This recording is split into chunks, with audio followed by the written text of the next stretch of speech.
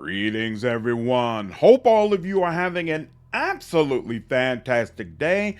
Production for Veilguard has fully been completed, and so I had assumed that the vast majority of Bioware will be moving on to work on Mass Effect 5. But unfortunately, Mark Dara, who was previously a developer with Bioware and now has a YouTube channel where he talks about a wide variety of topics in regards to making games, has made it clear that that's actually not the case. And he provides a fascinating case study that shows how games were developed in BioWare from the time when he started working in the company up until now. And it's brought to light a couple of things that I find to be a little bit disappointing and bring into question when Mass Effect 5 will actually come out. So let's go ahead and take a look at it. So this is on Eurogamer, and I'll leave a link to the article below. Mass Effect 5 isn't ready to suddenly have a team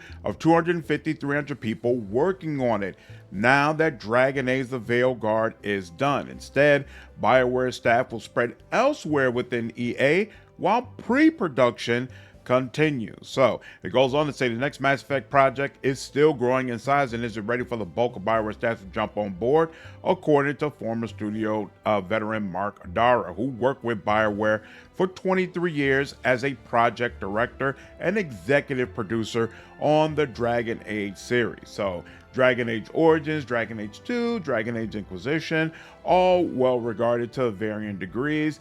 He was a major part in bringing those about. So obviously, I really appreciate his work.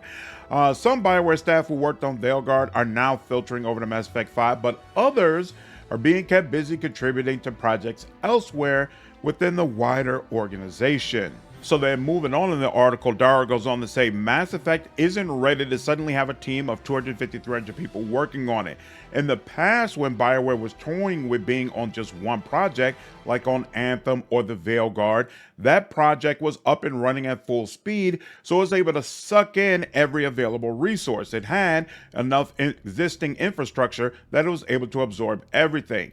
That's not exactly what's happening with Mass Effect 5. You see, when you go on the people's social media profiles, people who worked on the Veilguard, some of them are going on to Mass Effect, but some of them are moving into other parts of the EA organization because Mass Effect isn't ready for them. Now, he talks in his video about how BioWare previously worked on multiple projects in parallel, such as various entries in the Mass Effect and Dragon Age series, plus development on Star Wars The Old Republic, and going back further, teams dedicated to handheld development, a canceled Jade Empire sequel.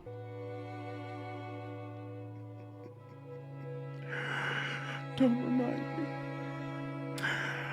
And the Montreal Satellite Studio, which led development on Mass Effect Andromeda and was subsequently folded into EA's Motive Studio.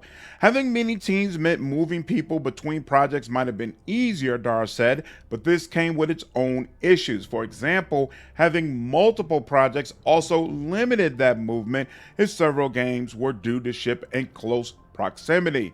This might be great, Dara concluded, of BioWare's current single project focus, because what it means is BioWare, for really the first time ever, is able to singularly focus on a single project, is able to put all attention on a single project, is able to put everything it has towards a single goal, which is making the best Mass Effect it possibly can. So, yeah, for me, kind of disappointing. When Veilguard closed, I was like, all right, here we go, full speed ahead with Mass Effect 5. And I was like, hey, 1, maybe 2 years, and we'll finally get that game. I'm no longer really sure about that. It could easily, in my mind, be 2028, 2029 before we finally see Mass Effect 5, which feels like a long, long time to wait. But at the same time, I do agree with Dara when he says that singular focus will hopefully help make the game much better. And I think BioWare didn't always benefit from working on multiple games at one time. There were definitely projects that suffered. I think Dragon Age 2 is a great example of a game that probably would have benefited from all hands on deck to help make that game as great as it could possibly be. And even Inquisition, though I really enjoyed it, it really does feel like a lot of that Trespasser content should be in the main game, and maybe that would have been possible if they had more people working on it. And so, you know, six in one hand, half a dozen in the other. Disappointing to see that date kind of be pushed back. I mean, it was probably always pushed back, but in my mind, it was closer. But still very, very excited about what's possible for Mass Effect 5. And I feel like this lends further credibility to Edmonton is not closing. Edmonton is not closing. They're just redistributing these people into other things that EA wants them to be doing until it's time for them to all flip back over and go full speed ahead with Mass Effect 5. Now, speaking of Mass Effect 5, I know there's been a ton of people trying to say that, hey, Bioware is done. Bioware will never make great games again. None of the people who made Bioware great are still working there, all that kind of stuff. So there's another Eurogamer article that actually talks about some of the people who are working on Mass Effect 5 and makes it clear that it's a ton of developers. So obviously Mass Effect 5 is Mike Gamble is serving as the executive producer, and he's been closely aligned with this series for quite some time. But the rest of the people who are working on it in leadership positions are well known as well. So from an art director standpoint, looks to be Derek Watts, who was the original art director on Mass Effect 1, and they previously confirmed on social media that the art style of Mass Effect is not going to drastically change. That was a criticism made about Veilguard, that it looks so different from Inquisition. And so it's great to hear that we're going to get more consistency from the next entry in the Mass Effect series.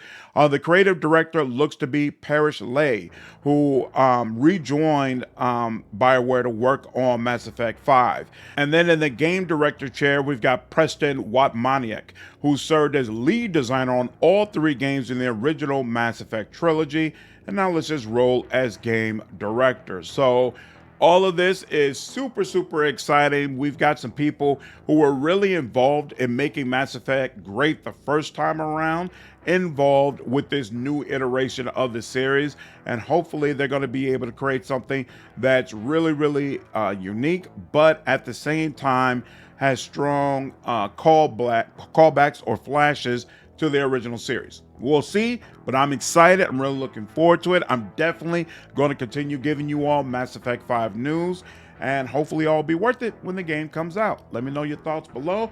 Hope you all enjoyed this video, and I'll see you in the next one. Take care.